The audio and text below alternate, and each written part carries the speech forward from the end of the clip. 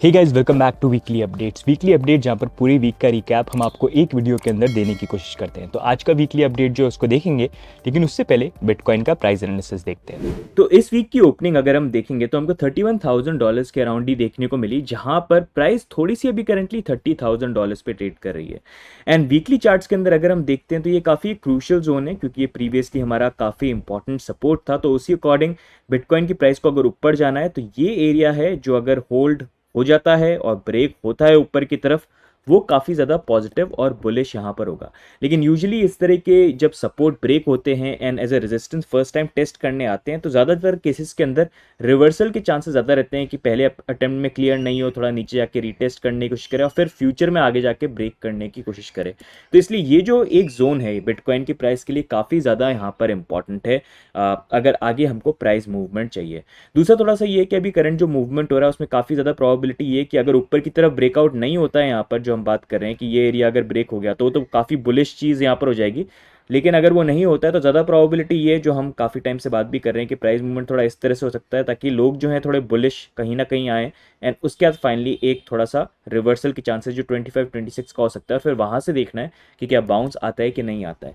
लेकिन these are all probabilities, depend market किस तरह से रिएक्ट करता है, क्या चीज़ें यहाँ पर होती हैं। बाकी थोड़ा सा अगर हम फंडिंग रेट को देखते हैं तो फंडिंग रेट अब थोड़ी सी यहाँ पर बुलिश हो गई है, कुछ प्लेटफॉर्म पे नेगेटिव है। इट इज़ ओवरऑल ओके, अभी भी बुलिशनेस जो है उस लेवल की आई नहीं है जिस लेवल की आनी चाहिए। थोड़ा सा मूवमेंट होता है फटाफट नेगेटिव हो जाती है, तो इसलिए कारण से हो सकता है बिटकॉइन की प्राइस हमको अभी जो मूवमेंट है यहाँ पर थोड़े लंबे टाइम तक के लिए शायद रखने की कोशिश करे, थोड़ा बुलिश रखने की कोशिश करे, ताकि वो सेंटिमेंट जो है कहीं ना कहीं बुलिश हो जाए, फिर शायद उसका उल्टा ऑपोजिट यहाँ पर हो, या फिर अगर लोग ज़्यादा बेरिश हो जाते हैं तो मे बी उसका उल्टा यहाँ पर हो जाए। तो वी हैव टू सी चीज़ें जो है आगे किस तरह से अनफोल्ड होती हैं। अब नेक्स्ट मूविंग ऑन, इस वीक की इंपॉर्टेंट न्यूज़ और इवेंट्स को देखेंगे तो सबसे पहले यहाँ पर इथेरियम का शंघाई और कैपेला अपग्रेड जो था, it went live on the 12th of April and ये काफ़ी सिग्निफिकेंट था, क्योंकि इस अपग्रेड के बाद जो इथेरियम स्टेक कर रखे थे वो अब यहाँ पर अनलॉक हो जाएंगे और लोग जो हैं अपने इथेरियम को विड्रॉ कर सकते हैं। They want to sell it, they can do that, and अगर उनको फिर से रीस्टेक करना है तो they can also do that. तो अगर आप देखेंगे ये अनलॉक होने के बाद अभी तक अगर आप देखेंगे as of 17th of April around 1 million Ethereum जो है यहाँ पर विड्रॉ हो चुके हैं। लेकिन इथेरियम के प्राइस के अंदर इतना कोई सिग्निफिकेंट मूवमेंट जो है हमको देखने को नहीं मिला, जहाँ पर काफ़ी लोग ये एक्सपेक्ट कर रहे थे कि ये अनलॉक होने के बाद हो सकता है इथेरियम की प्राइस के अंदर हमको बड़ा डंप जो है वो देखने को मिलेगा। बाकी नेक्स्ट मूविंग ऑन अगर हम बात करेंगे तो यूएस के इन्फ्लेशन नंबर्स भी यहाँ पर निकल के आए जो काफ़ी ज़्यादा सिग्निफिकेंट थे, ये देखने के लिए कि फेडरल रिजर्व जो है अपनी इंटरेस्ट रेट को इंक्रीज़ करते हैं, यहाँ पर डिक्रीज़ करते हैं, जहाँ पर ओवरऑल जो नंबर हैं वो आए यहाँ पर 5%। ये काफ़ी बड़ा डिक्लाइन था, क्योंकि ये 1% का डिक्लाइन हमको देखने को मिला, जहाँ पर इन्फ्लेशन पहले 6% पे था, 5% पे यहाँ पर आ गया।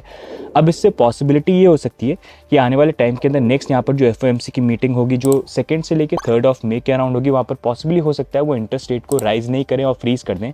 ऑल्दो मीटिंग्स के अकॉर्डिंग तो ये बोला जा रहा है कि अभी वो इस अग्रीमेंट पे है कि 25 बेसिस पॉइंट से इंक्रीज कर सकते हैं, लेकिन बहुत सारे लोग ये एक्सपेक्ट कर रहे हैं कि पॉसिबली नेक्स्ट मीटिंग के अंदर वो इंटरेस्ट रेट को शायद राइज नहीं करें और उसको फ्रीज यहाँ पर करें। अगर वो होता है तो वो मार्केट के लिए काफ़ी ज़्यादा अच्छा यहाँ पर हो सकता है। कि नेक्स्ट मूविंग ऑन, यूएस के अंदर एसईसी चाहती है कि डीफाई सेक्टर भी यहाँ पर मैंडेटरी रेगुलेशन के अंदर आ जाए, जहाँ पर उन्होंने अभी कमेंट्स जो हैं वो थोड़े से ओपन करे हैं, जहाँ पर वो इन्फॉर्मेशन मांग रहे हैं, जहाँ पर उनका बेसिकली बोलना ये है कि अभी अगर आप देखोगे एक्सचेंजेस को लेकर नए रूल्स वगैरह आ रहे हैं, जहाँ पर पूरी रिपोर्टिंग, लाइसेंसेस वगैरह सारी रिक्वायरमेंट तो उसकी ज़रूरत यहाँ पर पड़ेगी, जिसके लिए रूल्स यहाँ पर फॉर्म हो रहे हैं। लेकिन डीफाई सेक्टर अगर आप देखोगे तो वो थोड़ा सा ऐसा है जहाँ पर रेगुलेशन को लेकर भी क्लैरिटी नहीं है, तो वहाँ पर वो ये बोल रहे हैं कि डीफाई के अंदर भी सेम रेगुलेशन आनी चाहिए जैसे सेंट्रलाइज एक्सचेंजेस के अंदर आ रहे हैं। तो that is something which is open for comments, लेकिन it is going to be very important, क्योंकि अगर आप डीफाई का नेचर देखोगे तो उसका मीनिंग ये है कि डिसेंट्रलाइज फाइनेंस। तो अगर वहाँ पर सेंट्रलाइजेशन आ जाता है, जहाँ पर रेगुलेशन के अकॉर्डिंग यूजुअली ये होगा कि आपको केवाईसी करनी पड़ेगी, सारी इन्फॉर्मेशन शेयर करनी पड़ेगी, कौन क्या नोड रन कर रहा है,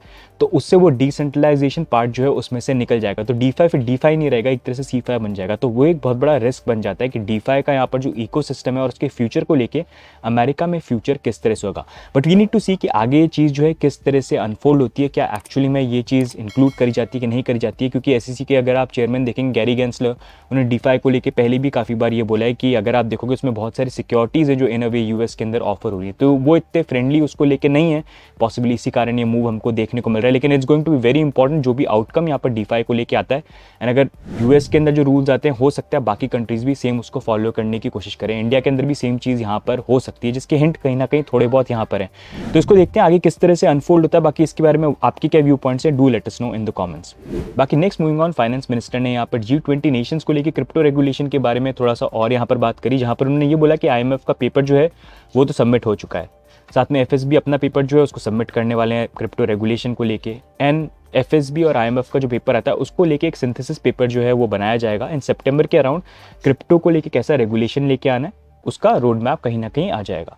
साथ में उन्होंने ये बोला कि हम अपनी तरफ से सजेशंस देने की कोशिश करेंगे, इनमें देखना ये है कि बाकी कंट्रीज उससे अग्री करती हैं कि नहीं करती हैं, क्योंकि G20 नेशन सब मिलकर यहाँ पर डिसाइड करेंगे जो भी करेंगे और सब साथ में इसको यहाँ पर फॉलो करेंगे। The way in which we are seeing this pan out during our presidency is that IMF's paper is being discussed, FSB's paper also will be taken up, synthesis paper will be prepared between the IMF paper and the FSB's paper, both put together. Also a discussion will happen in September, October. End of the day, we see a roadmap being readied on how and what kind of understanding the members of G20 have in this, and it can be taken further forward on specific actions of regulation as and when the G20 takes a call on it. I don't want to preempt a decision, obviously I cannot, the decision which the Council will take, but good work by FSB, good work by IMF, also indicating the direction of just not crypto assets being somewhat in the terrain of yet to be regulated, but the consciousness that crypto assets, particularly those which are outside of the central bank, being not backed by any sovereign asset, can themselves cause macroeconomic instability. So today we are at a position to see how countries are now recognizing that it is not just a crypto asset regulatory issue where countries will have to come together, but the IMF dealing with it has also brought in this dimension that there can be issues of macroeconomic stability itself. एक चीज़ उन्होंने यहाँ पर ये भी बोली कि अगर आप देखोगे क्रिप्टो स्पेस के अंदर जो रिसेंट कोलैप्सेस देखने को मिले हैं, इन अ वे वो यहाँ पर इंडिकेट करी थी लूना और FTX का कोलैप्स, तो उन्होंने बोला कि वो काफ़ी सीरियस कंसर्न्स को यहाँ पर रेज करता है, और ये चीज़ हर कोई रियलाइज़ कर रहा है कि यहाँ पर रेगुलेशन लाना ज़रूरी नहीं, तो बहुत बड़ा इकोनॉमिक क्राइसिस हमको कहीं ना कहीं देखने को मिलता है। Similarly, there are other very pressing issues such as cryptocurrencies. We've seen so many collapses, such shocking developments in the crypto world. Even that requires the G20 to give its time. We are pressing with some kind of a proposal. The IMF is giving a paper, the FSB is giving a paper.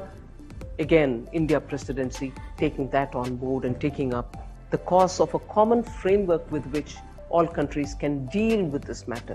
We are not expecting them to agree to it, but at least discuss it.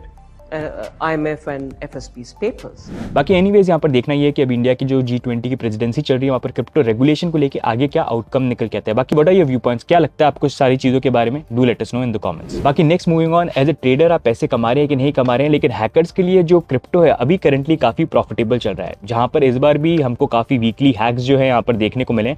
इस week अगर आप देखेंगे तो यहाँ पर DeFi और centralise exchange दोनों पे ही हैक यहाँ पर हो गए। सबसे पहले अगर आप सुशी स्वैप को देखेंगे तो 9th of April को वहाँ पर अराउंड $3.3 मिलियन या फिर 1800 इथेरियम का यहाँ पर हैक हुआ। साथ में अगर आप देखेंगे south Korean crypto exchange GDAC, उनका भी हैक हुआ 10th of April को, जहाँ पर $13 million worth of crypto was stolen. और उसके बाद अगर आप देखेंगे तो यर्न फाइनेंस पे भी 13th of April को एक्सप्लॉइट हुआ, जहाँ पर $11.6 million worth of crypto hacker ने यहाँ पर एक्सप्लॉइट किए एक बग के द्वारा, जहाँ पर उसने मिस कॉन्फ़िगर कर दिया था YUSDT के कॉन्ट्रैक्ट और उसने मिंट कर दिए थे वहाँ पर काफ़ी सारे YUSD। तो काफ़ी अच्छा बिजनेस जो है यहाँ पर हैकर के लिए रहा। एंड उसके बाद अगर आप देखेंगे 14 अप्रैल को Bitrue जो एक फिर से सेंट्रलाइज एक्सचेंज है वो भी यहाँ पर हैक हो गया। यहाँ पर 23 मिलियन वर्थ ऑफ क्रिप्टो जो थे वो यहाँ पर स्टील हो गए। अभी करंटली अगर आप देखेंगे तो टेम्परली Bitrue ने अपने जो विड्रॉल्स है उनको बंद कर रखा है एंड इट इज एक्सपेक्टेड कि 18 अप्रैल के अराउंड वो फिर से यहाँ पर उसको ओपन करेंगे। बाकी नेक्स्ट मूविंग ऑन, ट्विटर जो one of the biggest social media platform है, they are going to offer stock and crypto trading and investing in future, जहाँ पर अभी उन्होंने eToro के साथ पार्टनर किया एंड 13 अप्रैल को उन्होंने अनाउंसमेंट किया कि यहाँ पर ट्विटर के जो यूजर्स हैं वो रियल टाइम प्राइजेस यहाँ पर देख पाएंगे स्टॉक, क्रिप्टो और अदर फाइनेंशियल एसेट के, एंड उनको बाय और सेल भी कर पाएंगे eToro के द्वारा ऑन ट्विटर। सो ये आने वाले टाइम पे यहाँ पर रोल आउट होगा। वील हैव टू सी कि इसका जो impact overall when it comes to investing वो किस तरह से होता है, क्या हमको चेंजेस देखने को मिलते हैं जहाँ पर ट्विटर के ऊपर बहुत सारे लोग उसको यूज़ करते हैं या फिर नहीं होते हैं। बट डेफिनेटली यहाँ पर एक काफ़ी बड़ी मूव है कि अब eToro का यहाँ पर इम्प्लीमेंटेशन सबसे बड़े सोशल मीडिया प्लेटफॉर्म पे आ रहा है, तो लोगों को ईजिली एक्सेसिबल जो फीचर है कहीं ना कहीं मिल जाएगा, यहाँ पर लोगों को दिखेगा कि we can now trade on Twitter. So we'll have to see कैसे ये अनफोल्ड होता है। अभी के लिए तो एक्सपेरिमेंट ही है ट्विटर की तरफ से। तो गाइस ये हो गए इस वीक के इंपॉर्टेंट न्यूज़ और अपडेट्स। अब नेक्स्ट हम देखते हैं top gainers and top losers of the week.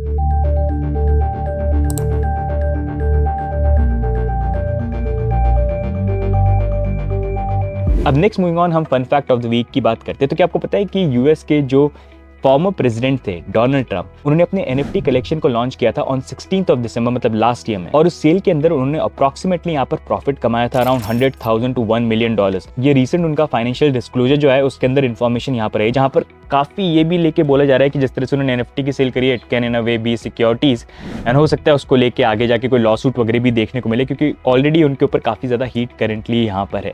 But you can see एक टाइम पर डोनाल्ड ट्रंप जो थे वो खुद ही पूरी क्रिप्टो इंडस्ट्री को क्रिटिसाइज कर रहे थे, but in the and he also launched his NFTs here. So did you know about this fun fact or did you not? Let us know in the comments. तो guys ये हो गया इस बार की वीकली अपडेट्स। अगर आपको weekly updates अच्छे लग रहे हैं तो वीडियो को लाइक करना मत भूलिए, सब्सक्राइब करना मत भूलिए। बाकी what are your view points about the entire market, do let us know in the comments. बाकी मिलेंगे हम नेक्स्ट अपडेट के अंदर, तब तक के लिए bye and take care, bye bye.